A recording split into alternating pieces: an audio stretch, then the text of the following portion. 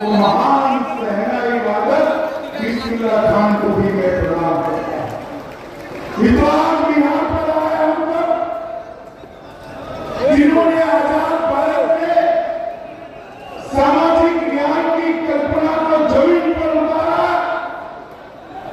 वो भारत रत्न कर्पूरी ठाकुर जी को मैं प्रणाम करना चाहता हूं।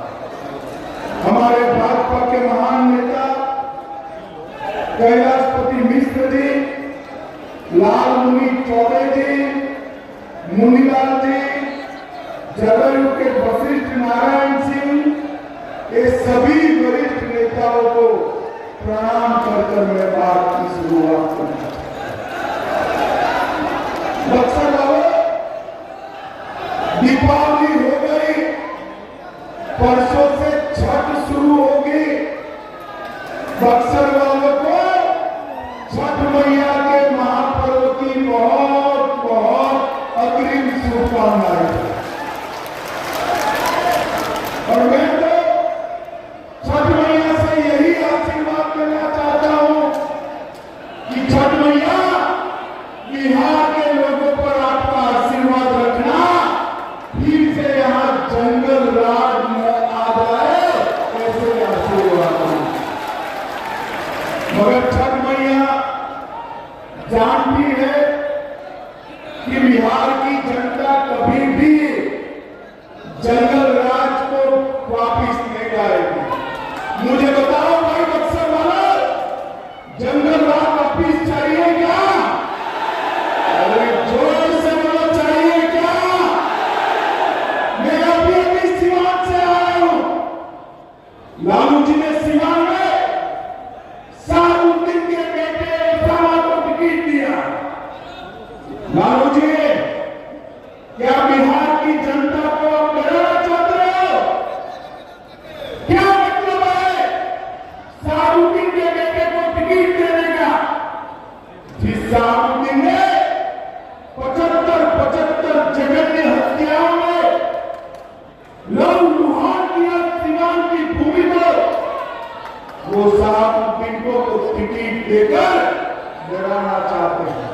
लालू जी, आप बक्सर वालों को नहीं जानते, ये तो वीर बाबू कुंवर सिंह वाले हैं, वो किसी से नहीं। एक बार उन्होंने शाहरुद्दीन के बेटे को टिकट दिया है, तो हमने भारतीय सिविल सेवा छोड़कर बिहार की सेवा करने के लिए आनंद मिश्र को टिकट दिया है। यही बताता है कि ये जो महागठबंधन है वो जंगल राज की ओर जा रहा है, बिहार को जंगल राज की ओर ले जाना चाहता है। और एनडीए गठबंधन आनंद मिश्र जैसे लोगों को मौका देकर सुशासन दिलवाएगा। कल रात तक ये कांग्रेस, राजद और उनकी सहयोगी पार्टी में सीटों के लिए तू में चल रही है, और दूसरी ओर मोदी जी आज बिहार में 2 सभा कर चुके, नीतीश बाबू भी बिहार के दौरे पर निकले हैं, पासवान जी, मांझी जी, कुशवाहा जी, सब एक मुश्त होकर बिहार को आगे बढ़ाने के लिए आए हैं। भाइयों बहनों, बिहार में विगत 2 माह से मैं घूम रहा हूं, जहां जहां जाता हूं ऐसा ही जन सैलाब दिखाई पड़ता है। ऐसा ही आपको 14 तारीख का परिणाम जानना है क्या? जानना है? जोर से बोलो, जानना है क्या? 14 तारीख को दोपहर 1 बजे लालू के बेटे का सुपड़ा साफ है। और फिर से एक बार नरेंद्र मोदी जी के नेतृत्व में यहां एनडीए की ये चुनाव हम विकास पुरुष नीतीश कुमार जी के नेतृत्व में लड़ रहे हैं। नीतीश कुमार जी के नेतृत्व, नीतीश जी ने 20 साल तक बिहार को पटरी पर चढ़ाने का प्रयास किया और विगत 10 साल से नरेंद्र मोदी जी ने बिहार को संवारा। मैं बाद में बताता हूं बक्सर के लिए मोदी जी ने क्या किया है, मगर भाइयों बहनों, ये तो वो धरती है जहां प्रभु श्री राम का चरण है। यहां पर विश्वामित्र जी ने प्रभु श्री राम को कई प्रकार की शिक्षा दीक्षा काल का वध करने के लिए यही भूमि से विश्वामित्र जी उनको मिथिला की ओर ले गए। और बक्सर वालों, मोदी जी ने बक्सर को रामायण सर्किट का हिस्सा बना लिया है। और मैं बताता हूं, कुछ ही दिन पहले बक्सर के पूर्व में सीतामढ़ी में माता सीता के भव्य मंदिर का शिलान्यास भी कर दिया गया। अयोध्या में 550 साल के बाद बाबर ने मंदिर तोड़ा था।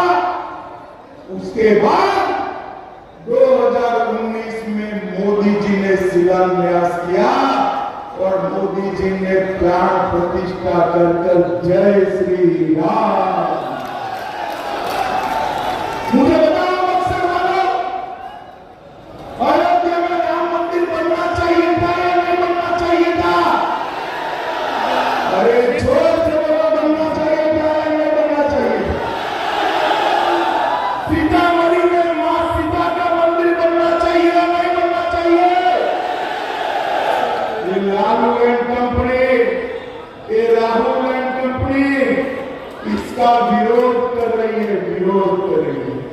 मैं आज कहकर जाता हूं, लालू जी वोट बैंक की लालच में राम मंदिर का विरोध किए, मगर अब बक्सर वाले इस चुनाव में आपको अपना परिचय देने वाले हैं। परिचय भाइयों बहनों, मुझे एक बात बताइए, आप ये जो सीतामढ़ी का मंदिर बन रहा है, इसके साथ प्रभु राम और सीता की पहली भेंट का मंदिर, लव कुश का जन्म स्थान और सीता माता का अंतिम निवास, ये सभी को 850 करोड़ के साथ हम आगे ले जा रहे हैं। भाइयों बहनों, हमारी नीतीश जी की सरकार ने, एनडीए सरकार ने अभी 1 करोड़ जीविका दीदी को सबके बैंक अकाउंट में 10,000 रुपया जमा करने का काम एनडीए सरकार ने किया। हर घर की 125 यूनिट तक बिल माफ कर दिया। माताओं बहनों को नौकरियों में 35% आरक्षण दिया। मोदी जी ने विधानसभा में 33% माताओं बहनों को आरक्षण दिया। पटना में मेट्रो लेकर आए। युवाओं को 1,000 रुपए का बेकारी भत्ता हम देने वाले हैं। विधवा पेंशन 400 रुपए से 1100 रुपए किया। बुजुर्गों का पेंशन 400 रुपए से 1100 रुपया किया। आशा बहनों का 1,000 रुपए से 30,000 रुपया किया। आंगनवाड़ी सेविकाओं का 7,000 से 9,000 दिया और ममता कार्यकर्ता को भी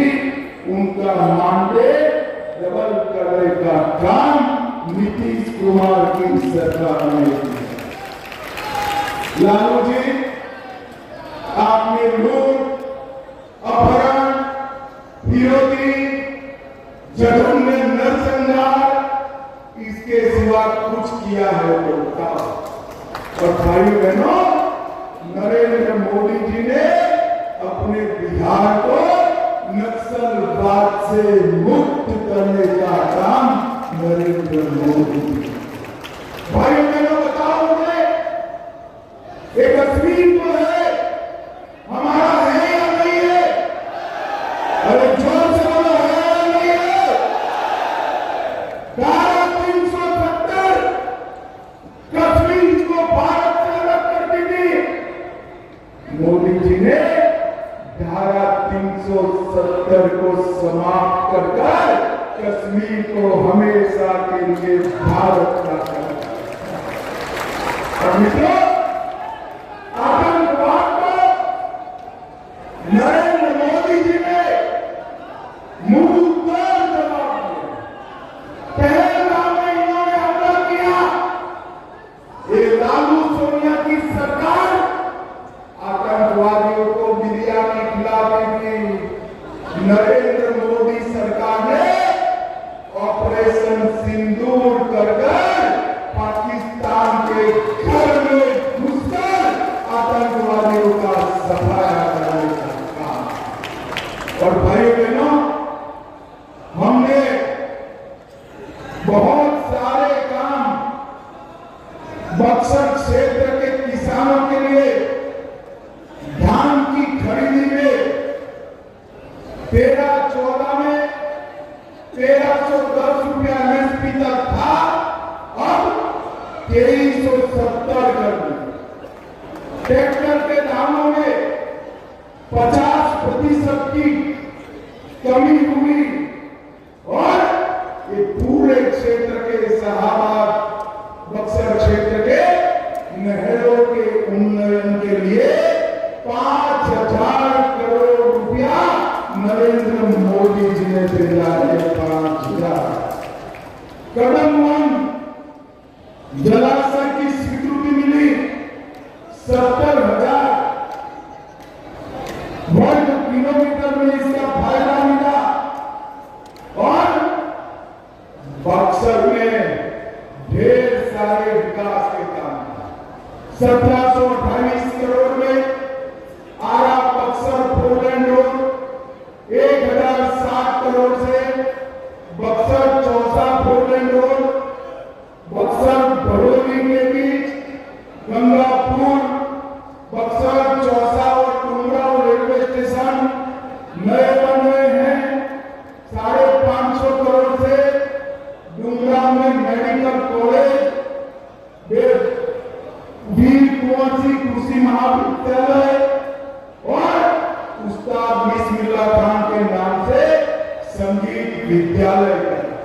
चौसा में थर्मल पावर प्लांट 14,000 करोड़ का, 24 करोड़ से बक्सर में महर्षि विश्वामित्र पार्क और पीएम गति शक्ति योजना में अनेक काम होने का। भाइयों बहनों, मुझे बताओ, लालू जी ने ऐसा कुछ काम किया है क्या? अरे जोर से बोलो, कुछ काम किया है और कुछ काम किया है? बक्सर वालों, आप लालू जी से अन्याय कर रहे हो। ऐसा नहीं है, इन्होंने कुछ नहीं किया। मैं बताऊं उन्होंने क्या किया है? सुनना है क्या? अरे जोर से बोलो, सुनना है? देखो, उन्होंने 940 करोड़ का चारा घोटाला कर रुपया चाल कर लैंड फॉर जॉब पर स्कैम किया, रेलवे की होटल बेचने में घोटाला किया, अलग तरह घोटाला किया, बाढ़ राहत का घोटाला किया, बीपीएससी भर्ती का घोटाला किया, एबी एक्सपोर्ट बेनामी संपत्ति का घोटाला किया और आय से अधिक संपत्ति भी इकट्ठा की। भाइयों बहनों, जिस व्यक्ति ने इतने घोटाले किए हो वो हमारे बिहार का भला कर सकता है क्या? जोर से बोलो, कर सकता है क्या? बिहार का भला केवल और केवल नीतीश बाबू और नरेंद्र मोदी की जोड़ी ही कर सकती है। भाइयों बहनों, इन्होंने तो 5-5 बार अपने बेटे को लॉन्च करने का कार्यक्रम लगाया। ये श्रीहरिकोटा में अपना एक भी अवकाशयान लॉन्चिंग में फेल नहीं जाता है, मगर लालू जी ने 5 बार लॉन्च करने के बाद भी तेजस्वी यादव का लॉन्चिंग होता ही नहीं। और बिहार वालों, इस बार सुनिश्चित करना कि जंगल राज फिर से एंटर न कर पाए। ये दोनों पार्टियां कांग्रेस और आरजेडी वो अपने परिवार के लिए काम करती है और नरेंद्र मोदी बिहार और भारत माता के लिए काम करते हैं। मुझे बताओ, ये आनंद मिश्र जैसे युवा प्रत्याशी को लालू जी ला सकते हैं क्या? वो ला सकते हैं क्या? वो तो अपने बेटे को ही प्रमोट करने में पड़े हैं।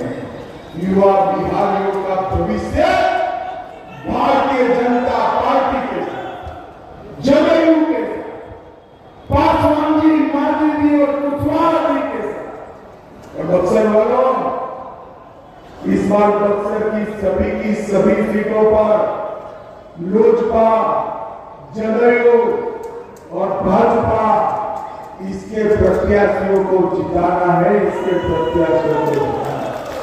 मुझे बताओ, एनडीए को प्रचंड बहुमत दिलाओगे क्या? सुनाई नहीं पड़ता है भाई। एनडीए को प्रचंड बहुमत दिलाओगे क्या? नीतीश जी के हाथ मजबूत करोगे क्या?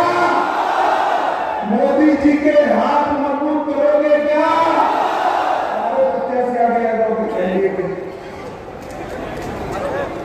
हमारे सभी प्रत्याशियों को जिताओगे क्या?